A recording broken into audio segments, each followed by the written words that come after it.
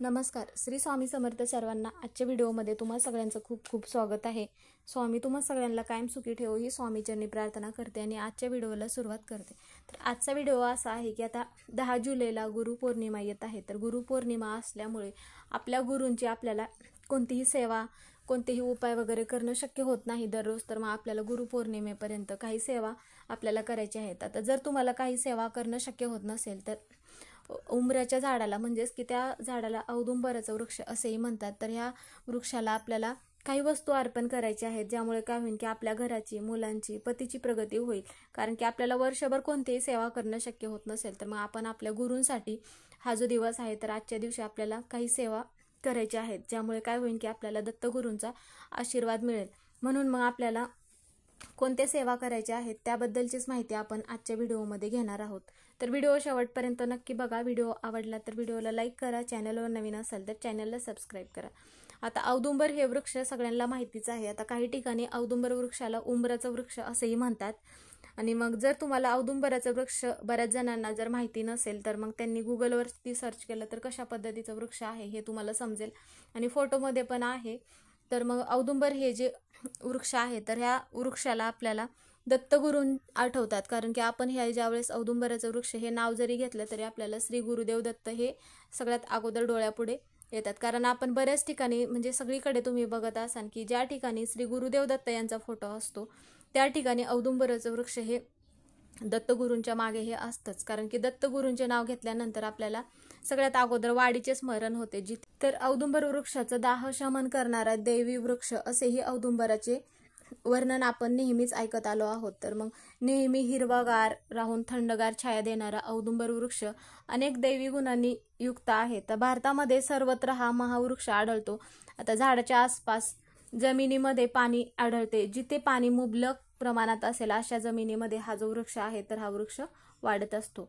आता हा जो वृक्ष आहे तर ज्याप्रमाणे आपण सेवा उपाय करत असतो त्याचप्रमाणे औषधी वृक्ष पण म्हणून या वृक्षाची ओळख केली जाते. कारण की आता जखम झाल्यावर ती धुण्यासाठी उंबराच्या सालीचा काढा थोडा घट्ट करून तो तोंडाला आतल्या बाजूने जर लावला तर तो वेगाने त्रास कमी होतो.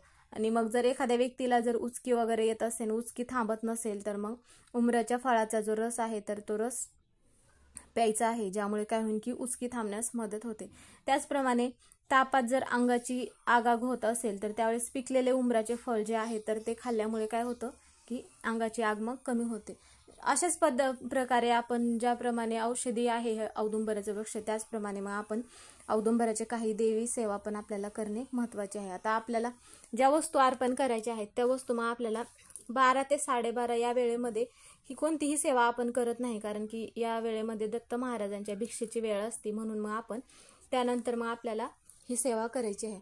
आता ही जी सेवा करायची आहे म्हणजे ह्या ज्या वस्तू आपल्याला अर्पण करायच्या आहेत तर त्या कधी करायच्या आहेत, शक्यतो तुम्ही जोपर्यंत गुरुपौर्णिमा येत नाही तोपर्यंत कोणतेही गुरुवारी करू शकता 20 जूनपासून, किंवा मग तुम्हाला जर शक्य होत असेल तर तुम्ही आवर्जून गुरुपौर्णिमेच्या दिवशी पण ह्या वस्तू अर्पण करू शकता, जर तुम्हाला नाही शक्य झालं तोपर्यंत तर मग आपल्याला त्यासाठी काय करायचं आहे, एक तांब्या भरून पाणी घ्यायचं आहे.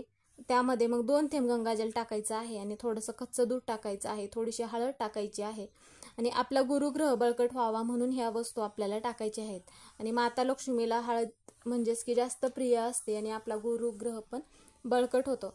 आणि मग 11 तांदूळ घ्यायचे आहेत आपल्याला. आता तांदूळ घेत असताना आपल्याला चांगले तांदूळ घ्यायचे आहेत, तुटलेले फुटलेले वगैरे न घेता. आणि या तांदळाला आपल्याला काय करायचं आहे, पिवळे करायचे आहे. आणि मग हळद लावून आपल्याला हे जे तांदूळ आहेत तर थोडेसे पिवळे करून ते तांदूळ मग आपल्याला औदुंबराच्या वृक्षाच्या झाडाजवळ जायचं आहे. आणि मग तिथे गेल्यानंतर काय करायचं आहे, दत्त महाराजांचं मंदिर असेल किंवा श्री स्वामी समर्थ यांचं मंदिर असेल तर तिथे आपण औदुंबराचं वृक्ष बघतच असतो. तिथे गेल्यानंतर अगोदर काय करायचं आहे की जात असताना घरूनच आपल्याला एक तुपाचा दिवा घेऊन जायचा आहे. आणि मग तिथे गेल्यानंतर अगोदर आपल्याला तिथे औदुंबर वृक्षाला तुपाचा दिवा लावायचा आहे आणि दिव्यामध्ये थोडीशी हळद टाकायची आहे, दिव्याला हळदी कुंकू लावायचं आहे, पूजा करायची आहे. आणि आपण जे तांब्या भरून जल घेऊन गेलं आहे तर ते पाणी आपल्याला तिथे औदुंबर वृक्षाला अर्पण करायचं आहे. आणि मग कच्चे दूध पण आपल्याला औदुंबर वृक्षाला अर्पण करायचं आहे. जर तुम्ही वेगळं दूध घेऊन गेलात तर मग तशा पद्धतीने पण तुम्ही अर्पण करू शकता. आणि मग जात असताना मग तिथे काय करायचं आहे, काय होतं की यामुळे तिथे मुंग्या वगैरे असतात, तर मुंग्यांना मग आपण साखर घेऊन गेली तर हरकत नाही, तिथे साखर वगैरे टाकायची आहे मुंग्यांना. कारण आणि नंतर काय करायचं आहे, औदुंबर वृक्षाला आपल्याला 11 प्रदक्षिणा घालायच्या आहेत. प्रदक्षिणा घालत असताना दिगंबरा दिगंबरा श्रीपाद वल्लभ दिगंबरा हा मंत्र म्हणत आपल्याला प्रदक्षिणा घालायच्या आहेत. प्रदक्षिणा घालत असताना मध्येच न थांबता प्रदक्षिणा घालायच्या आहेत.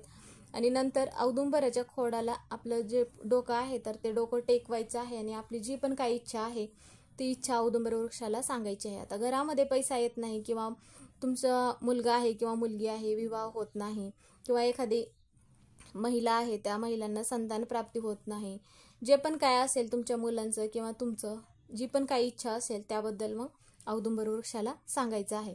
आणि नंतर काय करायचं आहे, तसंच औदुंबर वृक्षाखाली थोडीशी जी माती आहे तर ती माती आपल्याला घ्यायची आहे. आणि आपली इच्छा सांगून वगैरे झाल्यानंतर मग आपल्याला घरी यायचं आहे. घरी येत असताना मध्येच रस्त्यामध्ये कुठेही थांबायचं नाही. आणि जर आपल्याला संतान प्राप्ती होत नसेल तर त्यावेळेस मग काय करायचं आहे, त्या व्यक्तीने औदुंबर वृक्षाच्या झाडाखाली बसून मग आपल्याला गुरुचरित्र हा जो ग्रंथ आहे तर त्या ग्रंथामधील 22वा अध्याय पठण करायचा आहे. म्हणजेच की तिथेच बसून आपल्याला हा अध्याय पठण करायचा आहे. त्याचप्रमाणे मग आपल्याला आपल्या घराची मुलांची प्रगती होण्यासाठी गुरुचरित्रामधील 18वा अध्याय पठण करायचा आहे. आता हे जे अध्याय पठण करायचे आहेत तर तुम्ही हे गुरुपौर्णिमेच्या दिवशी पण करू शकता आणि ते फक्त औदुंबर वृक्षाखाली बसूनच हे अध्याय पठण करायचे आहेत. आता जर काही महिलांचे किंवा काही दादांचे जर पारायण चालू असतील तर त्यांनी मग त्या दिवशी शेवटच्या दिवशी पण करू शकता किंवा तुम्ही नंतर कोणत्या एखाद्या गुरुवारी पण हे जे अध्याय आहेत तर हे अध्याय पठण करू शकता. आणि आपण ती जी माती आणली आहे तर ती माती काय करायची आहे, घरी आणलेली देवघरामध्ये ठेवायची आहे आणि त्या मातीला हळदी कुंकू अर्पण करून त्या मातीची आपल्याला पूजा करायची आहे आणि दिवा प्रज्वलित करायचा आहे. आणि आपल्याला मंत्र म्हणायचा आहे, दिगंबरा दिगंबरा श्रीपाद वल्लभ दिगंबरा असा मंत्र म्हणायचा आहे. आणि ती माती जी आहे तर ती दिवसभर ती माती देवघरामध्ये ठेवायची आहे. आणि दुसऱ्या दिवशी देवपूजा आपण ज्यावेळेस करत असतो तर ती माती आपल्याला तिथून उचलायची आहे. आणि घरातील जे झाड असेल आपल्या घरामध्ये, इतर जे झाडं वगैरे वृक्ष असतील तर त्या झाडांना आपल्याला ती माती टाकायची आहे. तर हे जे उपाय आहेत, ह्या ज्या सेवा आहेत तर ह्या सेवा आपल्याला आपल्या गुरूंचा म्हणजेच की दत्तगुरूंचा आशीर्वाद आपल्याला मिळावा म्हणून ह्या सेवा आपल्याला आजच्या दिवशी आवर्जून करायच्या आहेत. ज्यामुळे काय होईल की आपल्याला आपल्या घराची, मुलांची, पतीची प्रगती होते. म्हणून मग गुरुपौर्णिमेच्या दिवशी आवर्जून तुम्ही हा उपाय करू शकता. तर हा उपाय करत असताना महिलांना जर मासिक धर्म असेल तर तुम्ही हा उपाय करू नका. त्यावेळेस तुम्ही पुढील एखाद्या गुरुवारी करू शकता किंवा मग गुरुपौर्णिमेपर्यंत कोणत्याही दिवशी तुम्ही हा उपाय करू शकता, ज्यावेळेस मासिक धर्म नसेल, सुतक नसेल त्यावेळेस. तर आजच्या व्हिडिओतून एवढीच माहिती सांगायची होती. व्हिडिओ कसा वाटला कमेंट करून नक्की सांगा. कमेंटमध्ये श्री स्वामी समर्थ किंवा